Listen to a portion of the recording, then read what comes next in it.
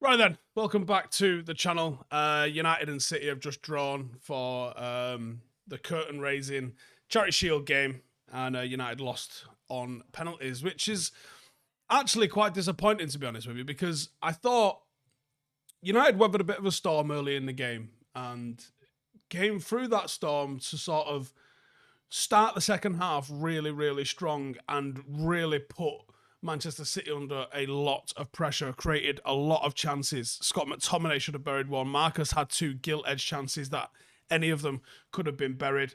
We obviously put Bruno's away, which was offside in the end. And then we score with Garnacho. Obviously, City managed to equalise by Bernardo out-jumping Palestri at the back post. And this is one of the things when you play people at fullback, people think that you can interchange into the six and into the fullback quite easily because you're a technically gifted footballer, but the defensive instincts of playing in those positions, like people say this to me all the time about, can we play Lisandro Martinez in the six? Lisandro Martinez is a fantastic centre-half. Why would you move him out of position? I know he's played there at Ajax, but he is a better centre-half than he ever would be in the six. I don't think he covers laterally the ground that you would be required to cover. I think he just works fantastically in the centre half. You put Palestri. For me, this I got questions about this today. Like I'm not overly asked about not winning the Champions League, the Charity Shield, right? I'm not too bothered about the Charity Shield in and of itself, right? But I got question marks as like Harry Amass has had a great great pre-season tour. Then it comes to this curtain raising game here at Wembley today. And you bring Palestri in for what reason? There wasn't a single defender on the bench. You bring Palestri into right back. You move Delo back over to left back. You bring Martinez back into the middle. I've got no issue with bringing Martinez back into the middle. I would have started with Martinez in the middle over Johnny Evans or Harry Maguire and played Amass, man. Like, why couldn't Amass have started this game? Why? Or what if he doesn't start it, okay, that's fine. You go with the experience to kick the game off. Why not bring him off the bench? Please explain that to me, why we didn't do that. Why bring Palestri in to play right fullback when he's not a fullback and he's not someone that you're expecting to get minutes? Is this done so you can prove his fitness so you can sell him? If that's the case, that's madness, man. It made no sense why you don't give Amass an opportunity today, because I think you keep Delo at right back, you bring Amass in at left back, you move Martinez to the centre, you probably win the game.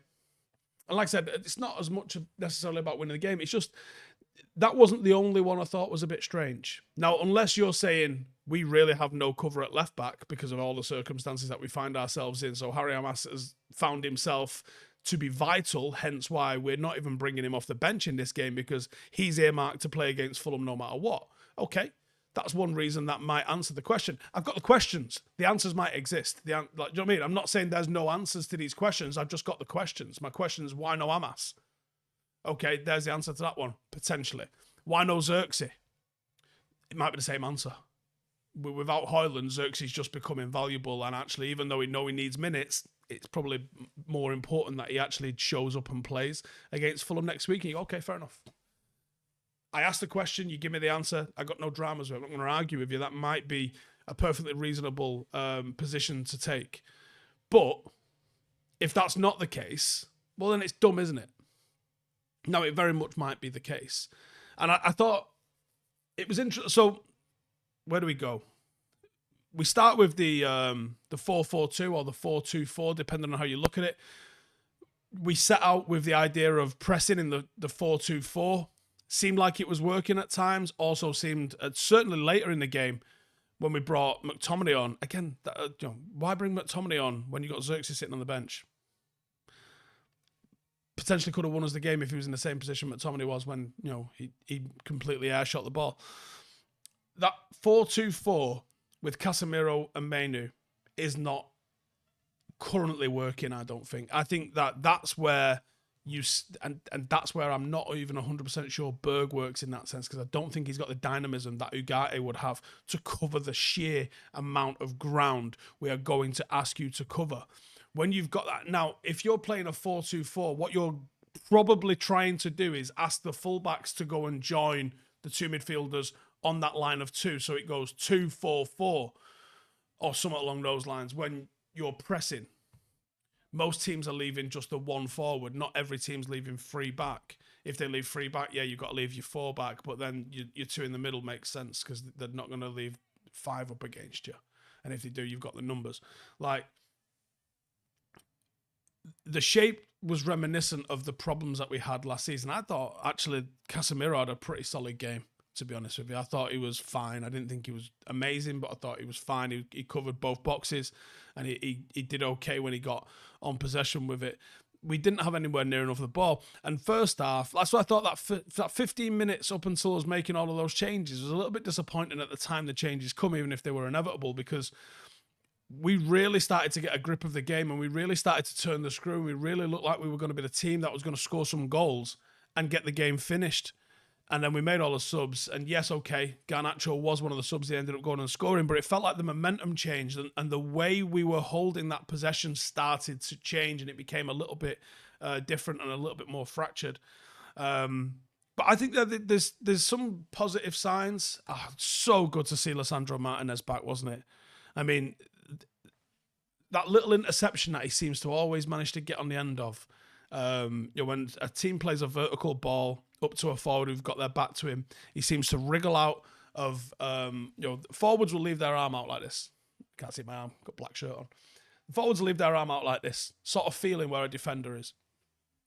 And people do that, sort of hold you off, make a bit of room, and also invite the ball to be played into him because they say, I can control this here, I've got him at arm's length.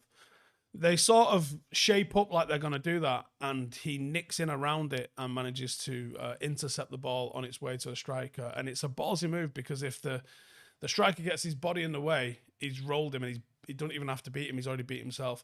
But he's so damn effective at just stealing that little interception there. He put in a couple of ball and all kind of tackles. I fucking miss that little bastard, honestly. I really enjoy having him. Obviously now De Ligt and Mazraoui have been confirmed. So you've pretty much got your back four there for Fulham sorted out, I presume.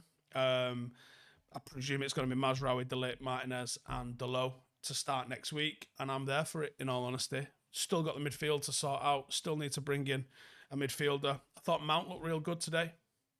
And maybe that's an option for United to play sort of like a pair of false nines with Bruno and with Mount. And it'd be interesting to see if they hold possession better than we did today against Fulham, because obviously Fulham aren't Manchester City. But before I go, I just want to say, Ahmad, for the time he was on the pitch, you just got to keep feeding him the ball. He's absolutely electric, and the quality is so high with what he does. So high with what he does.